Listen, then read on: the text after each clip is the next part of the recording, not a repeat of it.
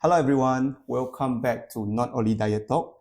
And as you can see today is a special episode with the title of How to Take Care of Our Gut or How to Take Care of Your Gut. This episode is sponsored by VITAGEN, focused to talk about gut health and also some immune system about our body. In this episode, I believe a lot of you might or might not heard about what is a cultured milk drinks. Allow me to do some introduction before we introduce our guest today. So cultured milk drinks is basically a milk drinks that is added with certain bacteria. We call it probiotic.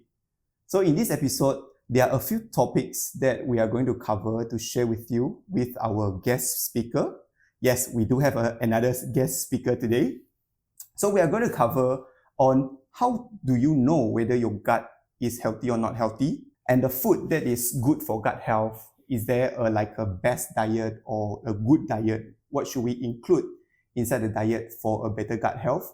And of course, we are going to talk about probiotic and also gut health, right? So we really hope that throughout the whole episode of discussion with guest speaker, you can know more on how to take care of your gut, and also by taking care of your gut health, that could also improve or maintain your overall health. All right, as usually how we do it, today we are having a guest speaker. She's a very experienced dietitian. She's a very experienced dietitian that me personally get to know her before. We are very happy to invite her to be our guest speaker today to actually talk with us about what is a gut health and how to maintain, take good care of our gut health. Let's welcome Ye Ting. Hi, Shen Yi. Hello. How are you? I'm good. How about you? Good. Thanks for inviting me come to the podcast today. You are most welcome.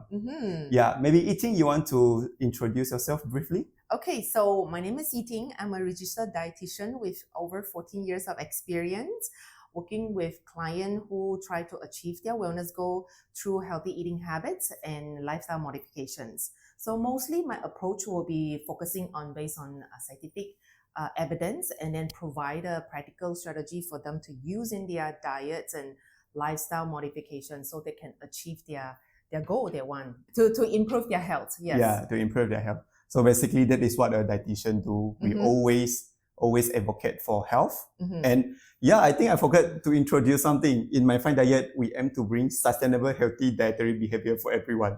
This is actually a standard introduction that we always have. But probably today, Ameerul is not here, so we are not here to remind each other. Yes. All right. So talking about nutritionist or dietitian, right? Eating, we always curious. I was always curious about your nutrition principle. Like some of the nutritionists or maybe dietitian, some of the dietitian, they will mainly focus on either they are eat to live or live to eat. So what would be your approach as in your practice so far? Okay, so my principle for my practice is usually I will focusing on nourish to thrive. Okay.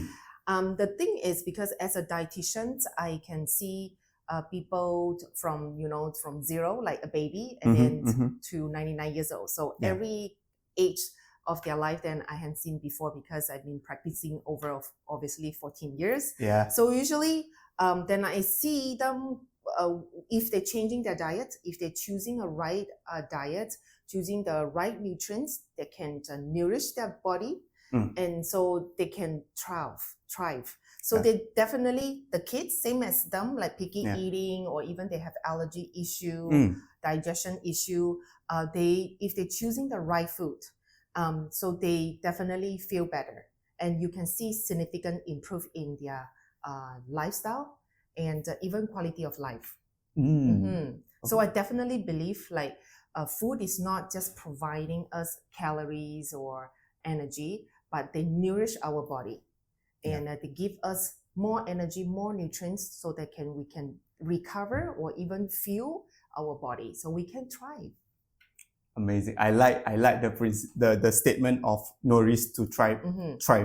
So and nutrition is not always about calories and just like what we see on the label, but as also how they work in our body.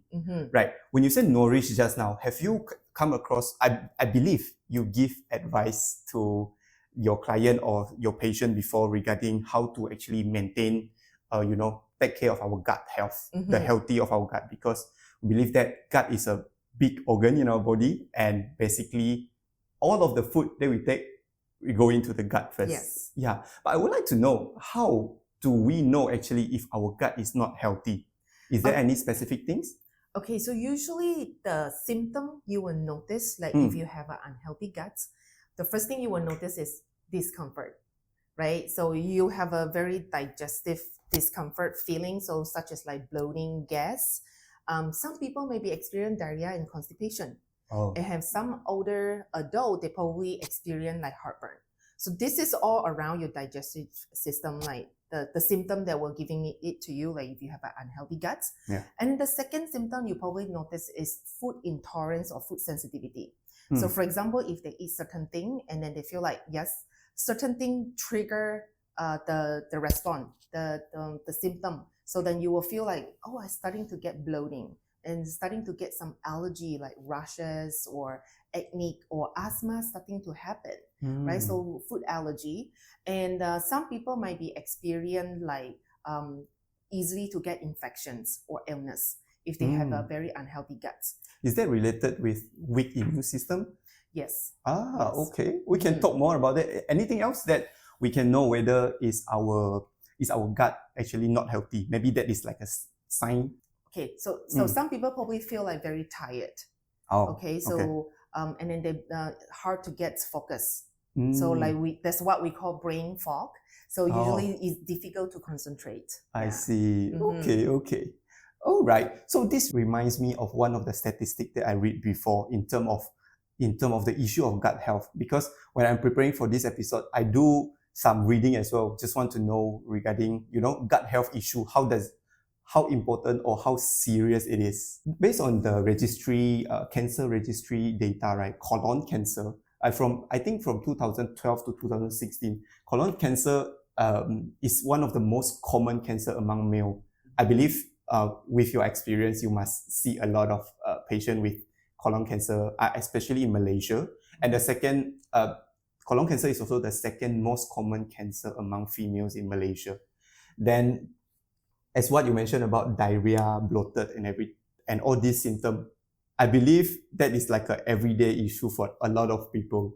Like a lot of Malaysians population, they are actually having this issue. And also another one that I come across is the IBS. Yes. This is it's called irritable bowel syndrome. Yes. Yeah, it affects around 10 to 15%. A lot, because a lot of people still underdiagnosed. They don't know what it is, and then usually they kind of like feel diarrhea and then constipated, go back and forth, and then so that's why a lot of people don't actually understand what is IBS, and then they just thought that I'm having diarrhea and then maybe I eat something wrong or food poisoning. Yeah, so or they usually feel bloated or gassy as well, so they just don't know what's going on. They thought that probably I'm food intolerance, maybe I should avoid certain thing, but they usually don't go to see doctor and getting diagnosed. So 10 to 15% is still kind of like in the middle, but probably we have more data. We still don't know those undiscovered patient. Yeah. Got it. Yeah. All right. So just now we talked about one of the symptoms of when we know that our gut is not healthy. We might easily get sick. It might affect our like thinking process as well. I come across these terms called there's some article saying that our gut will actually affect our brain. There's a certain connection with our brain and also our immune system. Yeah, how does it work actually? Maybe we can start with gut and also brain first for our audience as well. Yeah. So this question is a very good question. That getting a little bit technical here. So let me explain it in a simple way. Yeah, sure. So first thing we need to understand our gut is our kind of like a nervous system. Okay, so they have their own nervous system in our gut. So that's what we call enteric nervous system. Okay. ENS. So the short form is called ENS. And also you probably heard of people saying that we have the second brain. So we have a brain yeah, here, I heard and then we have about that. second brain here. Yeah. So so that's how kind of like come across with everything related. So first thing, think about, we have a nervous system here in our gut. Okay. So the gut will communicate with our brain. Okay. So they have a lot of function to do. So first, two important things I will highlight here. So one is digestion. So our gut will do all the digestion thing. Yeah. And then the second thing is doing the communication with our brain. Oh, so think okay. about what we are thinking right now, making decisions, and or the stress level or sleep. Are you sleeping enough and things like that? So all the decisions, everything, the connective functions is connected to our guts. Okay, so whatever you're thinking here, your second brain here, your guts is kind of like having some kind of feeling. So that's why we always call, we have a gut feeling. Okay? Which is like, if you feel stressed right now, if you feel very nervous, if you're going to take an exam, I think a lot of people probably have that kind of experience before. If you're stressed right now, your stress level is kind of very high, then you have some kind of butterfly going on in your tummy. Right? So, and some people even nervous until they have to go to bathroom. Yeah, I mean, me personally experienced it. Yeah. Okay. So this is kind of related. So they do the communications every now and then. So that's what we call gut-brain axis. So they have two-way functions. Okay, two-way road. They go up and down and communicate with each other. So when you're nervous here, your guts get nervous. Very kind of like the digestions, the movements kind of like slow down.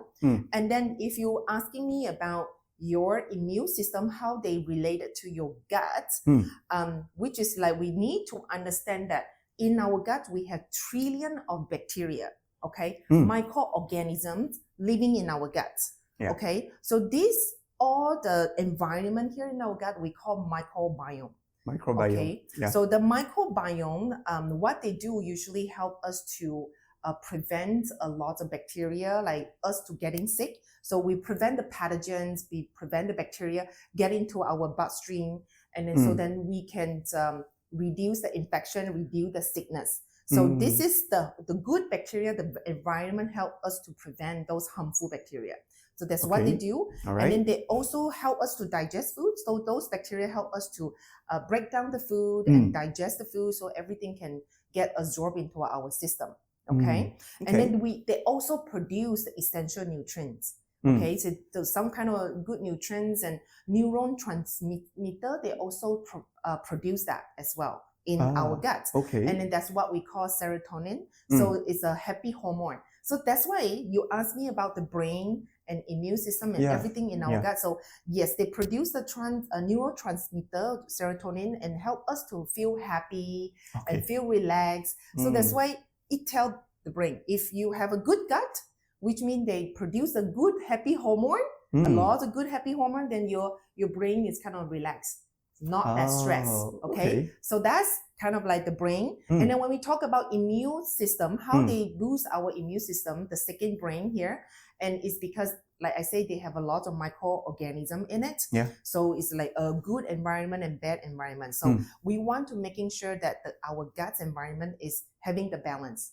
So if they have unbalance, which is like the bad bacteria, too much, more than the good one, so then we get an imbalance. So that's why a lot of bad bacteria in our system, which means that a lot of pathogens, a lot of bacteria can get into our bloodstream and attack us, our immune system. So that's why we will get sick easily or infection easily. Okay.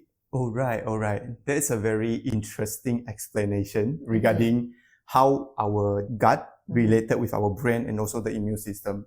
So when you are explaining, right, I think something comes to my mind, as in like, can we say that gut health is like we are having an army in our body, where that one of the functions is that we are having the army. That army, they can send a signal to our brain to, just now as you said, when we are nervous, when we feel happy and things like that, and also when we actually have some enemy come in, like all the pathogen or the some bad bacteria. So they come in, then our army can react accordingly. So that is how it helps to strengthen the immune system.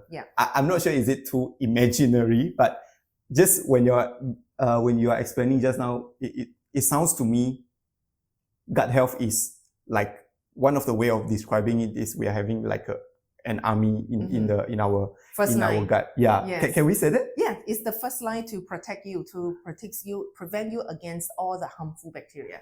I see. Yes. Okay. So that means gut health, our gut digestive system is very, very important. Okay. So maybe we move on to the second segment on how can we take care of our gut health. Like I think most of the question that a lot of audience they will like to ask, right? What is the food that I should avoid? Like what is the food that I shouldn't take to make sure, my gut is healthy. Okay, Yeah. as a dietitian, of course, we want to talk about the diet and the Food, food that yeah. we want. Let's talk about the food that we should avoid. All right. So the first food that I have a couple lists here. So the first food we should avoid is definitely the processed food. Okay, the processed food, because usually processed food, they are high in sugar, high in salt, high in fat, and unhealthy fat, right? So usually they can disrupt, impact our digestions. So they can slow down our digestions, and then also they can disrupt our gut lining. Okay, so they can damage our gut lining. The second item that should be like the processed meat and red meat. Okay, so this kind of food is sometimes they can be difficult to digest, and same thing they can damage our gut lining as well. So when the gut lining is like kind of damaged, so that's why the harmful bacteria is easy to get in. Yeah, our army is not working. Yeah, losing, right? All so right. and then the third one will be like alcohol, because alcohol and acidic food and spicy food, those kind of food that also can damage our lining, and also kind of like make the good bacteria kind of like you fight against them. So that's why the good bacteria all will die. So then you leave all the bad bacteria in your guts. So this is the food that we should avoid. And then the last thing I want to mention is probably the sugary drink and sugary food, which is like a lot of the high sugary caffeinated drink, or high sugary, those kind of bubble tea, those things that we should definitely avoid, because sugary drinks, same thing. We know that they do a lot of damage to our health system, but same thing, our gut lining and everything that can also impact that as well. I see. Okay. I heard about like, if let's say some of the very, what we call that, highly sugary drinks, they are not only giving us much nutrient, but they could also cause certain kind of inflammation, right? Yeah, definitely high sugar, and then high fat, the bad fat one, and then they can increase the inflammation. So when the inflammation went up, so our body is easily to get attacked, and your immune system will get down. I see. Okay, so that is how it works. So until the end, when our immune system get weaker, what we will see is that we easily fall sick, or like, some infection could happen. Yes. All right. So that is pretty much a big list of food that we should avoid or limit, like not to really include in our diet. Like, how will you recommend if, let's say, if I'm someone who really like to take processed meat, for example, right? And you mentioned about processed meat, sometimes might be hard for my gut to digest. Does that mean I should avoid at all costs, or how would you recommend? Like, okay, so for those people who have digestion issues, so first thing we want to know is the person who usually experience with like discomfort, gas and bloating and diarrhea, constipations. And then you usually get sick and the immune system not good. So for those kind of people, and then usually if your diet is already not that balanced, and then so probably if you want to work on your diet, you should probably start cutting down. Depend on how often you have it. So for example, like if you every day you're ordering like a sandwich with a lot of processed meat in it and high salt meat in it. So the first thing that we want to starting to cutting down, maybe from 5 days a week for work day for your lunch, then we cut it down to 3 days a week. All right. Yeah, then start choosing different type of the protein, different types of the meat for your sandwich or something like that. Okay. So you will recommend to reduce the frequency? To start from there. Not like completely avoid, because sometimes people can be like quite like go cold turkey, right? So then they say, okay, you want me to avoid everything, so I don't know what to choose. So and I'm not going to do anything. Yes. Yeah. Okay. That's really relevant for I believe for a lot of our audience, because when it comes to some of the food that we should avoid, and some of it is our favorite. Mhm. So when it comes to we need to avoid, then it's kind of hard as well. Yeah. Right. So you mentioned just now about if let's say we were to reduce the frequency of like certain food that you mentioned just now, and what would be the food that we can maybe increase the frequency that we can take more To help your gut. Yeah, to help Yes. our gut. Okay, so to have a healthy gut, if you really want to build having a healthy gut, which is Yeah. like because we know the guts help our brain functions Mm. and our immune system. So basically, I just kind of like point out three simple steps that for you to follow. So I first like thing that. All right. So for basically the first thing is include the food high in fiber. High in fiber. All right. So basically, not just the fruit and vegetable, they are rich in fiber, but also whole grain and legume. Okay, so whole grain will be like oatmeal, whole wheat bread, and quinoa, brown rice, that kind of thing. And also legume can be like black beans, can be chickpeas, lentils. If you have dal for your meal, then those will be like the more plant-based protein that usually have lots of good fiber. So fiber is something that you want to focusing on. But at the same time, the other two I mentioned, because I say it will be three, right? Yeah. So the other two will be prebiotic and probiotic. So prebiotic usually is the food that also already have a lot of fiber. Okay. So I just give you a very quick example, the food that have prebiotic in it. So usually you will use it for cooking like onion and garlic. Oh, okay. Okay. Onion and garlic have prebiotic in it. And then banana, asparagus, oatmeal, apple. So they usually have prebiotic in it. So you can still try to include this kind of food in your diet. We'll talk about the prebiotics, what is the benefit for using prebiotic later on. But right now, just try to keep the list here for the prebiotic. We have the second list right now. And then we have probiotics. So the probiotic rich food, probably you guys already hear a lot about what is probiotic. You probably heard about supplement, but you're not so sure about the food. So let me give you a list here. So the probiotic food usually is a cultured milk drink. We have yogurt, we have kefir, we have kimchi. If you like Korean food, if you like Japanese food, then you have miso. If you like it's kind of more like plant-based, then you can go for tempeh. Or some people maybe like fermented vegetable. So those kind of food, they do have very rich in probiotic. Okay. All right. So three things: high fiber, prebiotic, the food rich in prebiotic, and the food rich in probiotic. Okay. So maybe go a little bit back to the question right now. If let's say we were to substitute the processed meat that as your example, we use that I love to add to my burger or sandwich, what will be the alternative to probably to maintain a better gut health? For the burger or the sandwich? Yeah. Okay, so like I said, including those things, so the fruit and vegetable probably in your sandwich or in your burger. All right. And some lettuce. And also you want to making sure also good fat in your sandwich or your burger as well. So that can be like you putting avocado.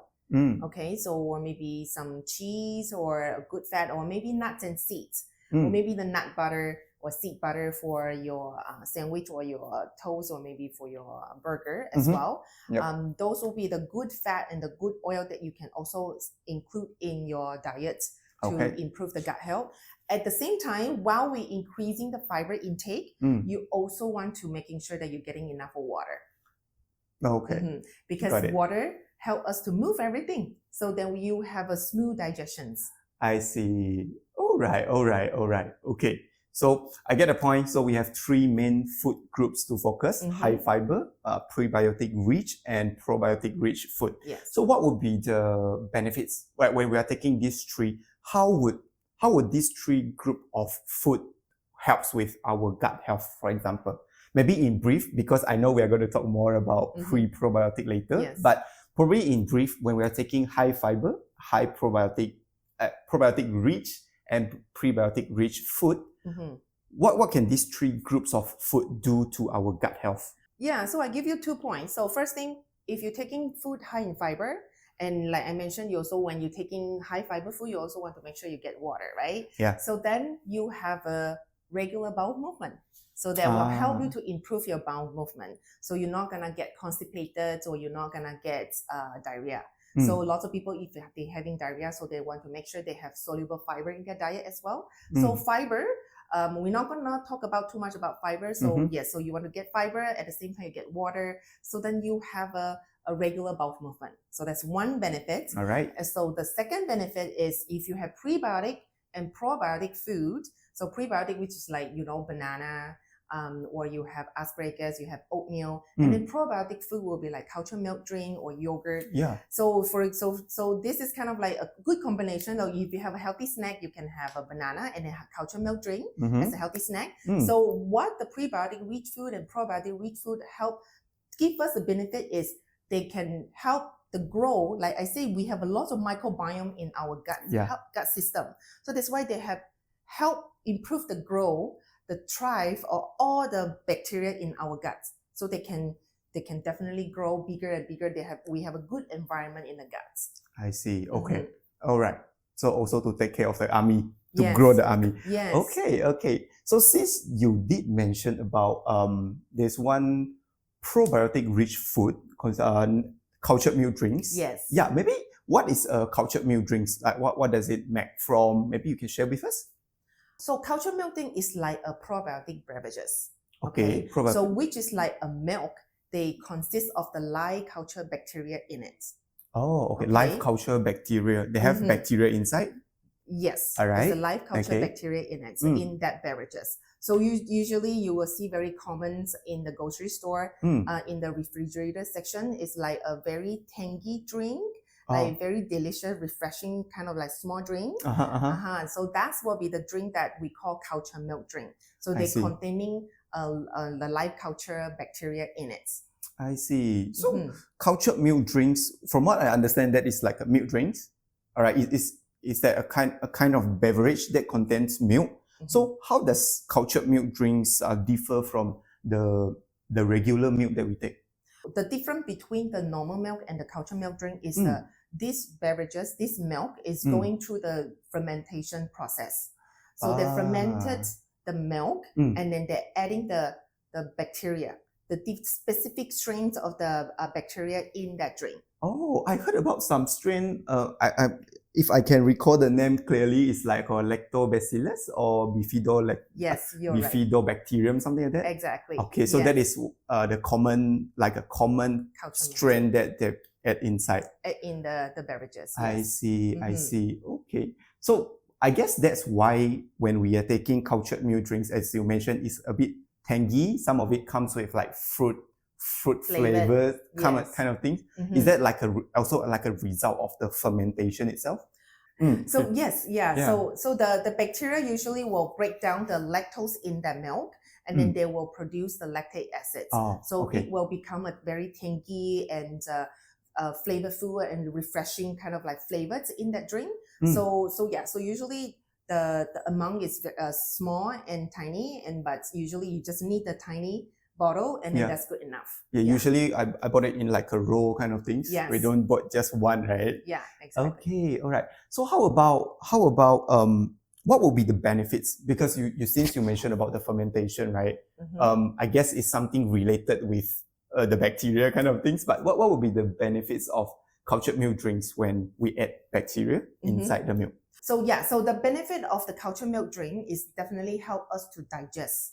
Okay, so the digestion. So we talk about bowel movement, digestion. So yes, they will help us to break down the food, the food that we eat, so that improve the digestion, right? So that's one of the benefits. And the second benefit is our gut flora. So the gut environment. So when we having the beverages or the drink, they have live culture in it. So which is the live bacteria. So they can get through in our gut. And so when we consuming it, and so that's why the gut, all the environment, all the bacteria will start growing. So we will grow the army, like you say. So there's more and more good bacteria in the environment.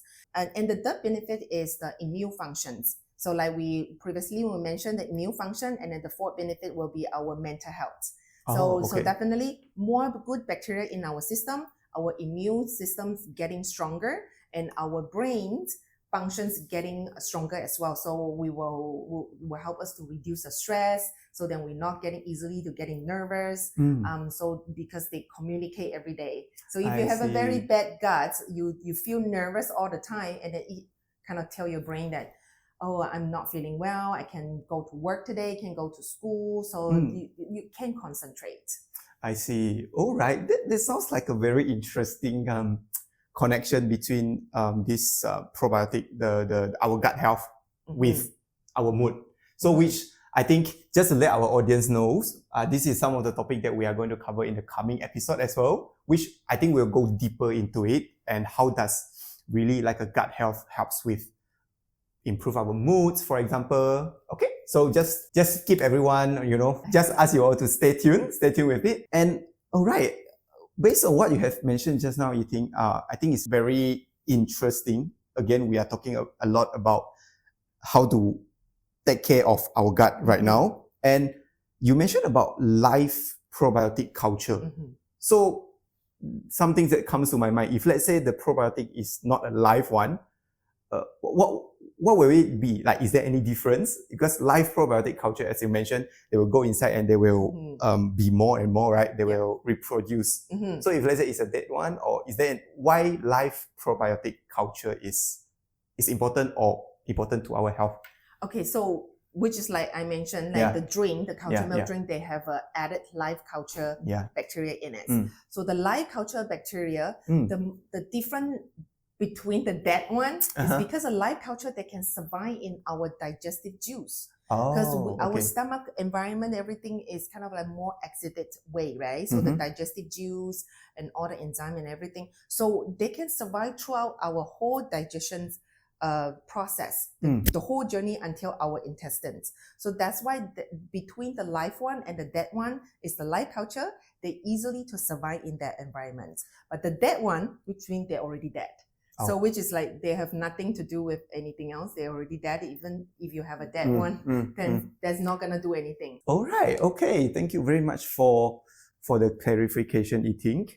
All right. So Ye Ting, I think in the first segment we talked a lot more about pre-probiotics, and you talk about fiber-rich food that we should include in our diet. Probably the second segment right now, maybe you can share with the audience, right? What is prebiotic, what is probiotic, and what is these two things, and also what are their differences? Okay, so first we talk about the pre and pro. Okay, so pre and probiotic. So prebiotic is non-digestible fiber.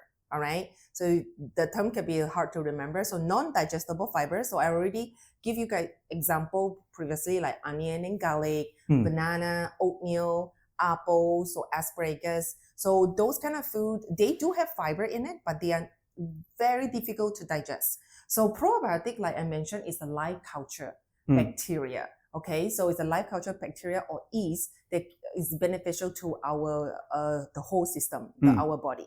So prebiotic, the relationship between probiotic and prebiotic and probiotic, I usually kind of like say they are a good brother and sister. They're good friend, best friend that usually have to stay together. All right. So which mean prebiotic, they serve as a food for the probiotic. So probiotic have to have prebiotic to survive. And at the same time, they need to grow bigger. So if you want to have a strong army, you want to have a kingdom, you want to have more new bloods coming into your kingdom, right? So that's why the prebiotics serve as a food. So probiotic will eat them, right? Okay. So probiotic will eat them and then they grow. They thrive in your system. So that's how the relationship goes. So they have to go hand in hand. I see. All right. That's interesting. So the primary role, what would be the primary role of probiotic in our gut? Like maybe just to name a few. I believe we covered some of it before, but specifically regarding this bacteria probiotic or yeast probiotic, right? What is their primary role in our gut? So probiotic, the primary goal in our guts, like I say, is to help for the digestion. So they can help us to break down a certain item, like maybe the food, certain food, so they can help us to digest. So they can break it down into smaller pieces so we can digest and absorb into our system, and they can build a good environment, the gut flora. Okay, so at the same time, it's the more and more good bacteria in our system, our immune system will getting stronger and stronger. So moving on next, actually I collect a few questions from people around to ask, the expert of you as the question related with gut health, the question that related with probiotic per se. Mhm. Okay, so I will just ask you one by one. Yes. Okay, you can try your best to answer. So I have this one of my friend. He tell me that he can't eat vegetables. Okay. Like he really cannot take vegetables. Mhm. All right. Does that means when he or someone who is not taking vegetables, that means he or she has a bad gut health, like a unhealthy gut? Okay, so doesn't eat vegetable. If the person or the client doesn't eat vegetable, doesn't mean they will have an unhealthy gut. Okay. So if you want to build a healthy gut, you definitely, like I say, you want to aiming for the food rich in fiber. Right? Okay. So Yeah. vegetable is one of the high fiber food, but Yeah. also fruit, whole grains, legume, they're also rich in fiber. So I you see. want to, if you're unable to eat much of the vegetable, you probably want to refocus back into a different type of the fiber food, right? So that will be whole grains or fruit, like banana. They same thing. They are rich in prebiotics. So like I say, high fiber. So if you're unable to eat veggies, so aim for the high fiber food, and then prebiotic food. So that will be like banana, right? So that will be like garlic and onion to use for your cooking. Okay, when you cook your meat, when you cook your dishes, then you use garlic and onion. So you will have prebiotic in your diet. So at the same time, you want to include probiotic in your diet because you want to boost your healthy gut, right? So you want to make sure you build a healthy gut right there. So probiotic food will be example like cultured milk drink, yogurt, kimchi, or maybe the kombucha or maybe miso, those kind of things in your diet to build a healthy gut system. I see. All right. Okay, that's pretty much about diet. The second question, you mentioned about probiotic as well, and I believe we came across a lot of supplements that they mentioned they are having like probiotics. So in your opinion, would you think it's necessary for us to take probiotic supplement in order for us to have a healthy gut? Okay, so when talking about supplements, so it's unnecessary at the first point. If I tell the client, I will ask them in your diet. So we'll ask them in their diet history, like what they eat and things like that. So the first thing I will tell them, you probably don't need the probiotic supplements.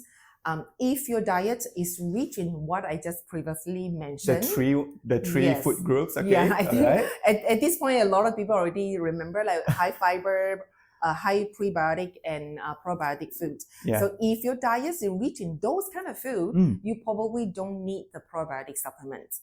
If you have certain conditions. So for example, I have a patient, they have IBS, which is you mentioned about the statistic, like a lot of people unsure they do diagnose with IBS or not, right? So they have lots of bloating and gas issue or diarrhea issue. So, and also people who have IBD, inflammatory bowel disease. So those kind of patients, if they have a digestion diagnosed, the doctor probably will recommend them to take a specific probiotic supplement.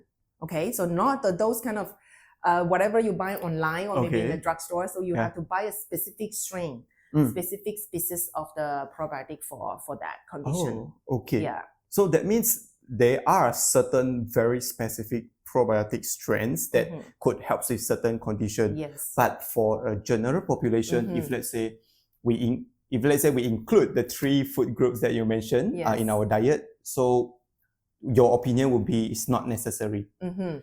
I see. All right. So maybe let's share maybe a list of 5 food that we can take if let's say we are not taking probiotic supplement. Which I believe you mentioned some of it in the previous segment, but maybe just repeat again. Focusing on if let's say I'm not going to take probiotic supplements, what would be a list of 5? Maybe just 5 food that we can include to boost or to take care of our gut health. Okay, so I just give 5. So the first one will be like the cultured milk drink. So like I say, is the probiotic beverages, which is the milk beverages. They're adding the live culture bacteria into it. So that will be something that you can take in a regular basis. And then the second one will be the yogurt. Okay. So the yogurt, usually they have a light culture in it as well. So you want to choose the yogurt, they are low in sugar or maybe the plain one. So those will be something that you can use it as a snack. And then the third one will be kefir. Okay, so the kefir is a fermented beverages as well. So yes, you can use it for a beverages drink. And then the third one, maybe if you like, either is the Korean food or Japanese food, will be miso soup or maybe kimchi. Okay, so if you like fermented vegetable, so that would be the way to go for. The last one will be kombucha drink. Have you heard about kombucha drink? Yeah, it's getting a lot. I mean, very popular recently, and I heard about it and I tried it before. Yeah. Yep. You a little bit tanky, a little bit like gas or different flavors in it as well. Yeah. So those will be the 5 things that kind of like rich in probiotic in it. So if you not taking probiotic supplements and then you want to making sure your diet in the regular daily routine, you try to include these 5. So 5, maybe choose 1 out of 5, maybe choose 2 out of 5. Try to include in your diet every single day. I see. All right. Okay, that's a good list of 5, easier for the audience to remember. Right. So we mentioned about cultured milk drinks just now. Since it's a milk drinks, right? Some of the follower they ask about like if he or she is lactose intolerant, cannot take lactose. Can they take cultured milk drinks, or can they take cultured milk drinks or even probiotic beverage? Yeah, of course, because those people who are lactose intolerant, they're not sensitive to lactose. Okay, they're also not food allergy. They are not milk allergy. They're not allergic to milk. So that's why if you have lactose intolerance, for sure you can take the cultured milk drink or probiotic drink very safely. Okay, so because those culture bacteria, the live culture bacteria in that beverages, in that drink, they will help you to break down the lactose. Okay, so like I previously mentioned, they will break down the lactose, become a lactic acid. So make you to easily to digest and absorb the nutrients. So that's why if you have lactose intolerance, you definitely easily to tolerate with that. But definitely some people, the tolerance level is different. So it's not like you can drink like 5 cup of cultured milk drink per day or 5 cup of yogurt per day. You definitely need to aiming for like moderations. So like starting from, because if you have lactose intolerance, you want to build your tolerance level. Okay, you want to start from small amount to build it up. Yeah. Okay. Interesting. You mentioned about we cannot take like 5, for example, 5 cultured milk drinks and things like that. We're taking too much of probiotics, which I assume in this case, if we eat a lot of yogurt, we take a lot of cultured milk drinks, there will be a lot of the good bacteria that come to our body. So will taking too much of probiotic, is that fine? Is that okay for us? Yeah, so basically those cultured milk drink or anything rich in probiotic food, naturally way, they should be safe. Okay, they should be safe. But some people who have sensitive digestions and so they can probably experience like if you take too much and then you probably experience like gas and bloating. Okay, so you even probably get diarrhea because it's too much in your system, right? So for those people, they usually try to choose something contain probiotic because they already have some digestion issue. Okay. So again, you don't want to be taking too much to the edge. So that's why you want to aiming for in starting small amount and then slowly to build up. Okay, but usually we'll start like half a cup or 1 cup in a day. All right, so here comes a last question that I have. I see it pretty challenging. I see this question pretty challenging. If let's say someone who are not taking vegetables, or even the prebiotic rich fiber rich food that you mentioned, right? Can someone just take probiotic, be it the one that you mentioned just now, cultured milk drinks, or be it like yogurt or some other things? We just take that probiotic rich food, but we don't take fiber rich food or even like prebiotic rich food. Can we do so? Because just in case, I don't know. I find it very challenging. How Okay, about you? How about you? What's your opinion? So yeah, if you like, for example, if you just love the cultured milk drink, if Yeah. you just love the yogurt, but you don't take the food rich in prebiotic, or if you don't take the food high in fiber,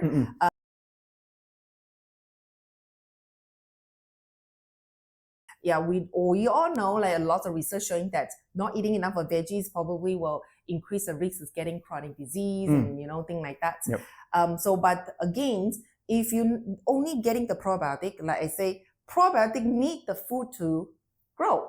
If you don't have the thing to, like, new blood to feed the probiotic, how did they grow? So definitely you want to still aiming for some kind of food that have a little bit fiber in it.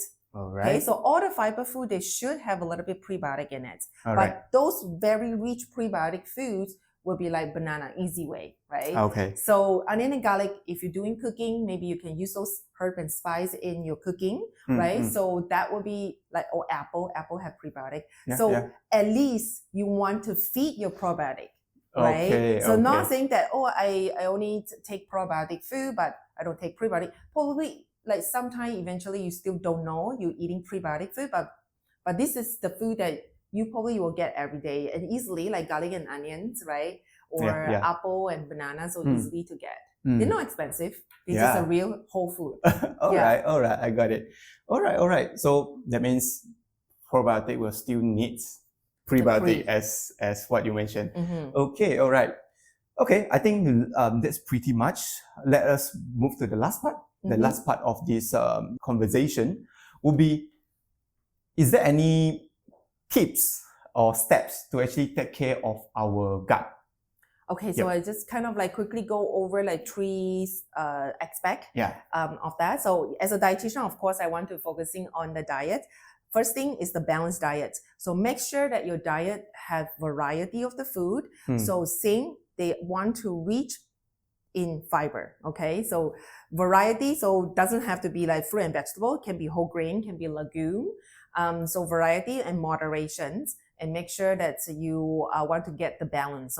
So the balance will be like getting some prebiotic and probiotic in your diet as well. So probiotic will be the food that rich in cultured milk drink, yogurt, kimchi, kombucha tea. So balanced diet. And also, once the balanced diet that I previously mentioned that can affect your gut health is the processed food. So try to stay away from the processed food. They are high in sugar, and the red meat as well, and the food, they are spicy. They can irritate your gut. So when we're focusing on the diet, make sure it's balanced variety, right? Moderation, nothing to go too over, but making sure you stay away from those food that process. Okay. And then when it comes to lifestyle, the second part is the lifestyle. So like I say, because the gut is related to your brain, your second brain here. So that's why if you want to focusing on your lifestyle modification, you want to focusing on your sleep. Your stress level, and also mindful eating. Mindful eating. Make sure you chew your food. So chew, make sure that you chew and swallow. So you chewing, it helps you to digest even better. Okay, so stress level, sleep, and your exercise, and the last one is exercise for your lifestyle modification. So if you have a good exercise routine, sometimes will help your gut movement. So your digestion is probably getting better as well. So it will reduce the gas and bloating, the symptom. So the lifestyle modification. The last one is probably a little bit, some people never ever think before, but I just want to quickly just throw it out there, is avoid using like antibiotic too much. Okay. If not necessary, if you not need to use it, until your doctor probably prescribe it to you, then probably you have to use it in certain case, but don't just kind of like using it like simply using it and say, I'm sick and I probably need to take antibiotic, because simply taking too much of antibiotic, it can disrupt your gut microbiome. Okay, they can kill all the good bacteria and bad bacteria. So then you have to rebuild everything. Okay, so that's why. So if you're taking antibiotic, unfortunately, you probably have to talk to your doctor or your dietitian to making sure how to rebuild your gut. All right. Okay. Is there anything else? I think pretty much is it. We share a lot of knowledge today. Yeah, we did share a lot of Info. very informative knowledge from Ye Ting. Yes. And I think we are moving to the last part of our podcast, like really last part. Maybe I would like to just quickly recap on what we have talked about. Like we started with how to know if your gut is healthy or not healthy, and then we touched the most important part, which is diet. Okay, what is the food to take, and what is the food to take more or don't take so frequent. And also we answer some of the questions from that I get from my follower as well, and the diet for gut health, and most importantly, probiotic. How can probiotic can improve our gut health? All right, so that's all for our special episode number 1. Once again, thank you very much, Ye Ting, for your time and for your insights. And this episode is sponsored by VITAGEN. If you like our content, found it useful, feel free to share with your friend or family around. Share with them what is the food that they can take. Share with them what is the food that they should avoid. All right, thank you very much, everyone. See you next time. Bye-bye.